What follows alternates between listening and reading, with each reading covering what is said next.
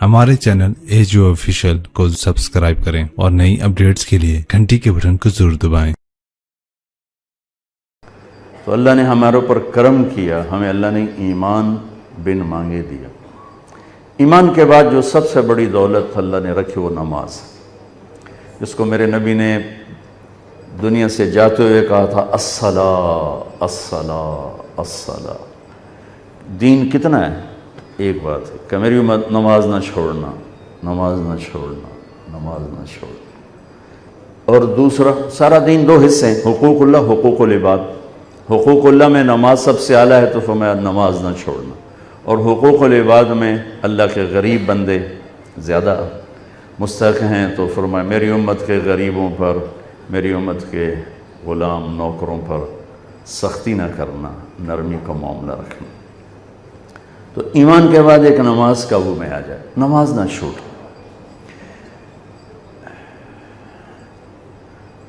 तो नमाज बंदे और अल्लाह को आपस में जोड़ देती है। शैतान ने एक सजदे का इनकार किया और हमेशा के लिए महरूम हो गया, मरदूद हो गया। और अल्लाह ने हमारे ऊपर करम करके हमें 5 नमाजें अता फरमाई और हर 2 नमाज में गुनाहों की बख्शिश का ऐलान फरमा दिया। क्या खूबसूरत बात। इशा की नमाज बाजमात पढ़े और फजर की बाजमात पढ़े तो सारी रात तहज्जुद का सवाब लिखा जाता। क्या ज़बरदस्त बात। पहली उम्मतों के ज़िम्मे 2 नमाज, फजर की 2 रकात, असर की 2 रकात। हमारे ज़िम्मे 5 हैं और हर 2 नमाज़ों के दरमियान के सारे गुनाहों की बख्शिश का वादा है। सारी शरीयत ज़मीन पे उतारी, नमाज को अर्श पर बुलाकर सामने खड़ा फरमा कर कहा आपकी उम्मत को 50 नमाज़ों का तोहफ़ा देते। हमारे नबी तस्लीम और रज़ा का वो मकाम था, एक दफ़ा नहीं कहा पढ़ें कि मैं पढ़ानगे 50 कौन पढ़ेगा, ये लब्बैक या अल्लाह, हाज़िर या अल्लाह। वो तो अल्लाह ने करम फरमाया, बीच में मूसा अलैहिस्सलाम को खड़ा किया और 5 फिर 5 फिर कट्ठी 45 क्यों नहीं उड़ा छड़ी।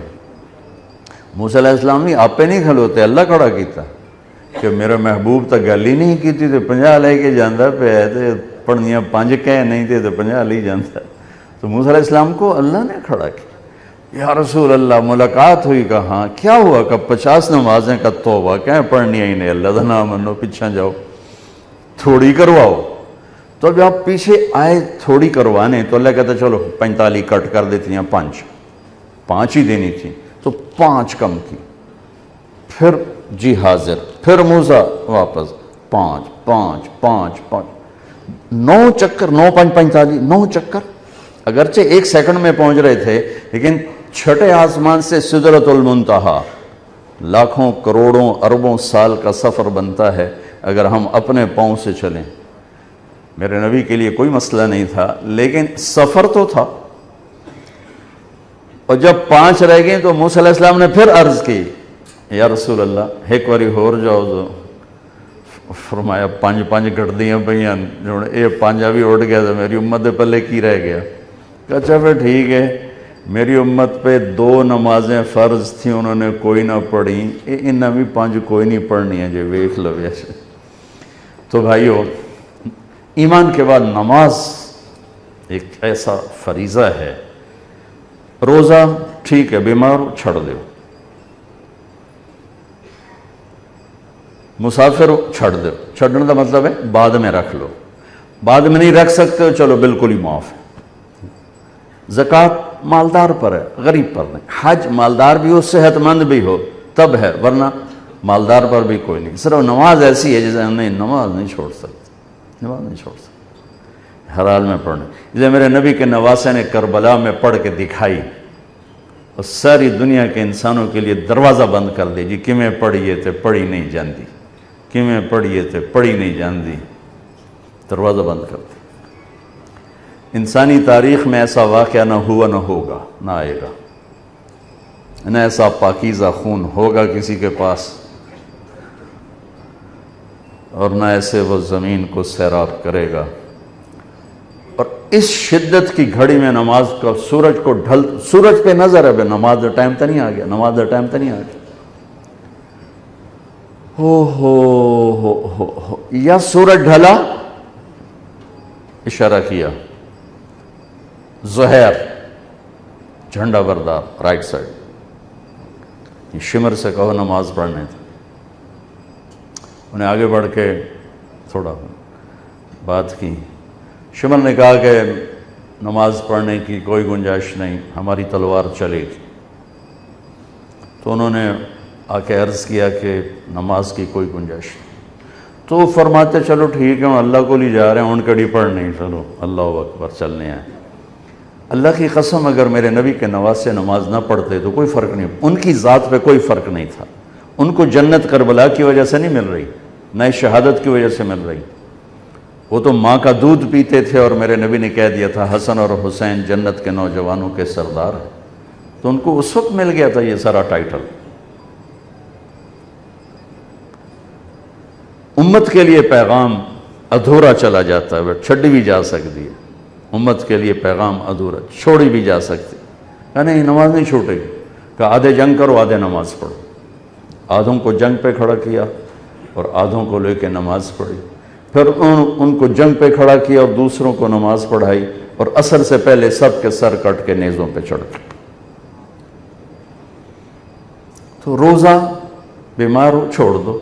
ایسے بیماروں کے نہیں ہی رکھ سکتے، چلو بالکل ہی معاف کر دیتے. نماز نہیں معاف ہو سکتی. تو بھائیو، اس خوبصورت زندگی تک جانے کے لیے ایمان کے بعد نماز ایک دولت ہے فرائض میں. اس کے بعد 3 کام کر لیں معاشرتی زندگی میں تو انشاءاللہ موٹر وے ہے جنت کا راستہ. صرف 3 کام. ایک، سچ بولے، زندگی میں سچائی ہو، جھوٹ نہ بولے، نہ لین دین میں نہ کام میں. میرے نبی نے سے پوچھا گیا یا رسول اللہ مسلمان بزدل ہو سکتا؟ کہا ہو سکتا ہے. بخیل ہو سکتا ہے؟ کہا ہو سکتا ہے. جھوٹ بول سکتا؟ کہ نہیں جھوٹ نہیں بول سکتا، جھوٹ نہیں بول سکتا. تو ایک ہم سچ بولنے والے ہیں. دوسرا، دیانتداری ہو، کسی کو دھوکہ نہ دے. امانت اور دیانت، کسی کو دھوکہ نہ دیا جائے. میرے نبی نے فرمایا یتبع المومن علی الخصال کلہا. میرا ایک امتی ہر گناہ کر سکتا، بندہ جو ہے پتھر تو نہیں، فرشتہ بھی نہیں، بندہ ہے، کر سکتا ہے. میرا امتی ہر گناہ کر سکتا ہے، 2 نہیں کرے گا. 2 نہیں کرے گا. ایک جھوٹ کبھی نہیں بولے گا، ایک دھوکہ کبھی نہیں دے گا. الا الکذب والخیانہ. یتبع المومن علی الخصال کلہا الا الکذب والخیانہ. میرا امتی ہر گناہ کر سکتا ہے، 2 نہیں کر سکتا. ایک جھوٹ کبھی نہیں بول سکتا، ایک دھوکہ کبھی نہیں دے سکتا. تو ساری زندگی کا حسن سمٹ کر اگر کوئی مجھ سے پوچھے مولانا صاحب اسلام کو 2 لفظوں میں بتاؤ، کہ ڈوڈا اسلام 3 سپارے 10 لکھ حدیثاں 2 لفظاں اکٹھا کرا، مولانا صاحب 2 لفظوں میں بتاؤ اسلام، تو میرے پاس 2 لفظ ہیں، سچائی اور امانت داری. یہ وہ 2 لفظ ہیں جس سے اللہ نے اپنے حبیب کو ہائی لائٹ کیا، الصادق الامین. آپ کو معلوم ہے ہمارے نبی کو مکہ میں نبوت کے اعلان سے پہلے کہا جاتا تھا الصادق الامین، چونکہ سارا اسلام ان 2 چیزوں میں آ جاتا. اسلام کی تو ایک شکل ہے، کفر کی بے شمار شکلیں ہیں. اگر ساری دنیا کے کفر کو 2 لفظوں میں میں بتانا چاہوں تو میرے پاس اس کے بھی 2 لفظ ہیں، ایک جھوٹ اور ایک دھوکہ. ایک جھوٹ اور ایک دھوکہ. اور میری بدقسمتی ہے کہ میرا دیس جھوٹ میں ڈوب چکا ہے اور دھوکے میں ڈوب چکا ہے. سچے کو ڈھونڈنے نکلو تو بال سفید ہو جائیں گے، شاید ہی کوئی سچا ملے. اکھیاں تھک تھک کے گر جائیں گی، شاید ہی کوئی دیانتدار ملے. فیصل آباد کا بازار ہو یا کراچی سے لے کر سکردو تک کا بازار ہو، جھوٹ کے سوا کچھ نظر نہیں آتا، دھوکے کے سوا کچھ نظر نہیں آتا. میرے نبی وضو فرما رہے تھے، وضو تو صحابہ وضو کا پانی نیچے سے لے رہے تھے. کوئی پی رہا ہے، کوئی منہ پہ مل رہا ہے. تو آپ نے فرمایا ایسا کیوں کر رہے ہو؟ ما یحملکم علی ھذا، یہ ایسا کیوں کر رہے ہو؟ تو ان کا حبا للہ ولرسولہ، اللہ اس کے رسول کی محبت میں کر رہے ہیں۔ تو میری بات توجہ سے سنیں، آپ نے فرمایا میں بتاؤں اللہ رسول سے محبت کرنے والا کون ہوتا ہے، اور میں بتاؤں جس سے اللہ اس کا رسول بھی پیار کرتے ہیں۔ جانبین کی بات کر دی کہ تمہیں بتاؤں کہ اللہ رسول سے پیار کرنے والا ہے کون، کہ جس سے اللہ اس کا رسول بھی پیار کرتے ہیں۔ دعا پاسو گل کر چھڑی کہ یا رسول اللہ ضرور۔ فرمایا فَلْيَصْدُقِ الْحَدِيثَ إِذَا حَدَّثَ، اللہ اس کے رسول کی بارگاہ میں اس کا پیار سکہ بند ہے جو جب بولے سچ بولے، جھوٹ نہ بولے۔ پہلے ہی کلی اڑ گئی اپنی تو فَلْيَصْدُقِ الْحَدِيثَ إِذَا حَدَّثَ، سچ بولے جھوٹ نہ بولے۔ فَلْيُؤَدِّ الْأَمَانَةَ إِذَا تُؤْمِنَ، کبھی دھوکہ نہ دے، کبھی دھوکہ نہ دے، کبھی بددیانتی نہ کرے، ہمیشہ دیانتداری سے کام کرے۔ فَلْيُحْسِنْ جِوَارَ مَنْ جَاوَرَهُ، پڑوسی کوئی ہو، برا ہو اچھا ہو، مسلم ہو کافر ہو، اس کے ساتھ اچھا سلوک کرے۔ تین نشانیاں ہیں، مجھ میں آ جائیں، آپ میں آ جائیں، مستورات میں آ جائیں، اس سے اللہ اس کا رسول پیار کرے گا، اور اس کا پیار بھی معتبر ہوگا اللہ اس کے رسول کی بارگاہ میں۔